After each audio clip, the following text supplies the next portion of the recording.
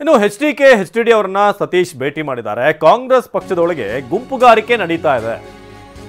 ದೆಹಲಿಯಲ್ಲಿ ಕೇಂದ್ರ ಸಚಿವ ಎಚ್.ಡಿ. ಕುಮಾರಸ್ವಾಮಿ ಹಾಗೆ ಜೆಡಿಎಸ್ ವರಿಷ್ಠರಾದಂಥ ದೇವೇಗೌಡರನ್ನ ಭೇಟಿಯಾಗಿದ್ದಾರೆ ಸತೀಶ್ ಜಾರಕಿಹೊಳಿ. ಇದರಿಂದ ಸ್ಪಷ್ಟವಾಗಿ ಗೊತ್ತಾಗ್ತಾ ಇದೆ ಕಾಂಗ್ರೆಸ್ ಪಕ್ಷದ ಒಳಗೆ ಗುಂಪುಗಾರಿಕೆ ನಡೀತಿದೆ ಅಂತ. ಚಿಕ್ಕಮಗಳೂರಲ್ಲಿ ವಿಪಕ್ಷ ನಾಯಕ ಆರ್ ಅಶೋಕ್ ಹೇಳಿಕೆಯನ್ನು ಕೊಟ್ಟಿದ್ದಾರೆ.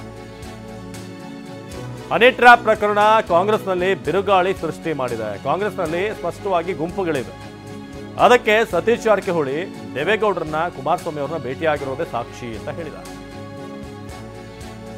ಸ್ವಯಂಪ್ರೀತ ಈಗಾಗಲೇ ಅವ್ರದ್ದು ಮೊನ್ನೆನೂ ಕೂಡ ಹನಿ ಟ್ರ್ಯಾಪ್ ವಿಚಾರವಾಗಿ ಅದೇ ನಮ್ಮ ಸಬ್ಜೆಕ್ಟ್ ಅಲ್ಲ, ನಾವು ಈ 4% ಮೀಸಲಾತಿ ಏನಿದೆ ಅದರ ವಿರುದ್ಧ ಹೋರಾಟ ಮಾಡೋಕ್ಕೆ ಪ್ಲಕಾರ್ಡ್ಸನ್ನು ರೆಡಿ ಮಾಡಿಕೊಂಡು 2 ದಿನದ ಮುಂಚೆನೇ ತಯಾರಾಗಿದ್ದೀರಿ ನಾವು.